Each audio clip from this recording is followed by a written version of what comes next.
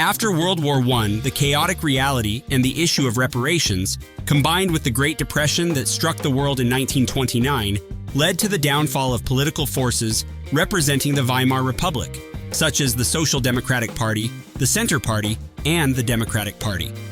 This paved the way for the rise of extremist forces like the Nazis. Disillusioned with the existing political landscape, the German people quickly became captivated by Hitler and the Nazis, who promised a strong Germany. They were soon recognized as the new force to replace the old politics.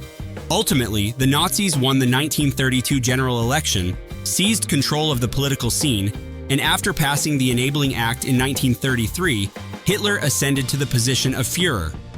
Once Hitler became Führer, he wielded absolute power to dissolve all political parties except the Nazi Party and banned political activities. At that time, the German people harbored anger towards the Weimar Republic, which had been powerless against the harsh Treaty of Versailles. They also believed in the conspiracy theory that Jews were responsible for Germany's defeat in World War I. Hitler skillfully exploited these sentiments to easily seize power. He then adopted the concept of Lebensraum, proposed by Friedrich Ratzel and Karl Haushofer as one of the core theories of Nazism. Lebensraum was the idea that, according to Pan-Germanism, Germany needed to expand its territory to provide living space for the German people, which would, in turn, lead to Germany's prosperity.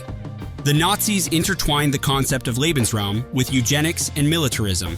They aimed to expand into Eastern Europe while exterminating Jews across the continent. The Nazis planned to drive the Slavic people of Eastern Europe, whom they considered inferior to pure Aryans, to the barren lands east of the Ural Mountains, intending to starve them to death. This was part of their strategy to secure living space in Eastern Europe for Aryans.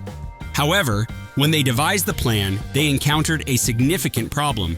They concluded that even if they utilized the entire German population, it would still be insufficient to exploit the vast lands of the Slavic people after driving them out. The western region of the Ural Mountains in the Soviet Union, the homeland of the Slavs, alone was 3 times the size of Germany. Heinrich Himmler, the head of the Schutzstaffel and the Gestapo, proposed a plan to selectively breed pure Aryans to create a large population, and Hitler approved this outrageous plan.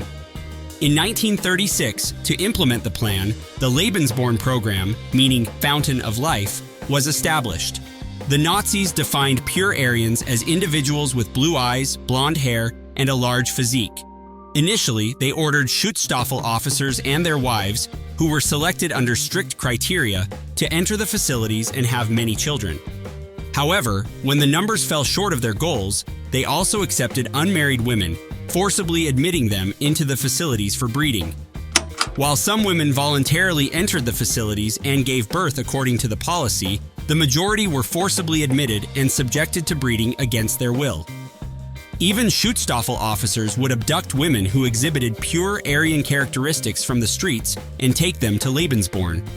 The Nazis made it clear that Lebensborn was not a place for marriage, but for producing superior Aryans, so they encouraged breeding regardless of marital status or personal consent. It can essentially be seen as a state-sponsored criminal enterprise. Naturally, except for a few cases, the children born were not products of love between partners, so they were treated as illegitimate and abandoned by their biological parents. These abandoned children were adopted by Schutzstaffel officers and raised to become Schutzstaffel officers themselves. Additionally, since the Nazis only wanted pure Aryans, if a child did not exhibit the characteristics they deemed pure Aryan, the child was immediately abandoned, regardless of the parents' wishes. However, since the criteria were highly subjective, it is difficult to say that they were accurately distinguished. It was nearly impossible to identify and distinguish pure Aryans who had not assimilated with other races throughout thousands of years of human history. Even the traits that the Nazis claimed defined pure Aryans, such as blue eyes and blonde hair, were simply the result of a congenital lack of pigment. Genetically, regardless of whether someone was Aryan or not, if they had a naturally high amount of pigment, they could not be considered an Aryan by Nazi standards.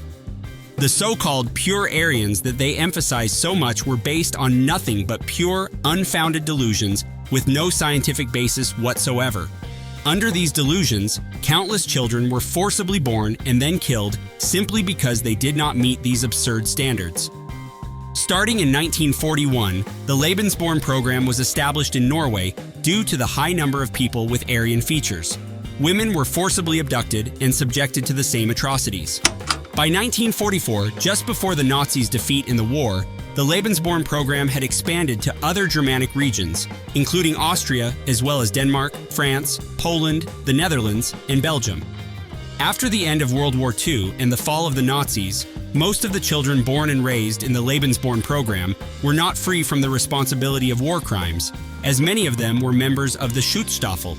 Even if they were not punished, they were socially discriminated against and despised, being labeled as the children of Nazis. In particular, children born in the Lebensborn program in Norway and Eastern Europe, where anti-Nazi sentiment was strong, were treated like animal. It was virtually impossible for these children to find their parents. Their fathers were often members of the German Schutzstaffel and thus considered war criminals, while their mothers, though Norwegian, would not acknowledge them for fear of being ostracized by society for having a child with Nazi blood.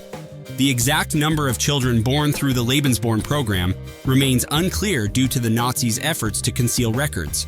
However, according to anthropologist Eva Simonson's book, Children of World War II, it is estimated that over 8,000 children were born in Germany and around 12,000 in Norway. One of the notable individuals born through the Lebensborn program is Anni-Frid Lyngstad, the vocalist of the world-renowned Swedish pop group ABBA. She was born in a Lebensborn facility in Norway. Fearing discrimination and ostracism in Norway due to her origins, her family moved to Sweden, where she grew up. Anni-Frid Lyngstad grew up believing that her father had died when his ship sank, as her mother had told her. However, after she gained fame with ABBA, her Lebensborn origins were revealed by a German magazine, and she was able to meet her real father. The Lebensborn program left many lasting scars, including numerous orphans and victims, after the war ended. Despite this, most of the high-ranking Schutzstaffel officers involved in the program were not punished. This was largely due to the absurd claim that women participated in the Lebensborn program voluntarily. The Lebensborn program and the theory behind it, Lebensraum, are currently taboo subjects in German society. However, modern neo-Nazis still believe in Lebensraum and argue for the preservation of pure Aryan blood. Regardless of the reasons, inhumane acts such as manufacturing people as if they were products in a factory should never occur under any circumstances. Hoping that extremism, like Nazism, never again writes a history of war and tragedy. That's all for today. Don't forget to subscribe and click the notification bell. Thank you for watching.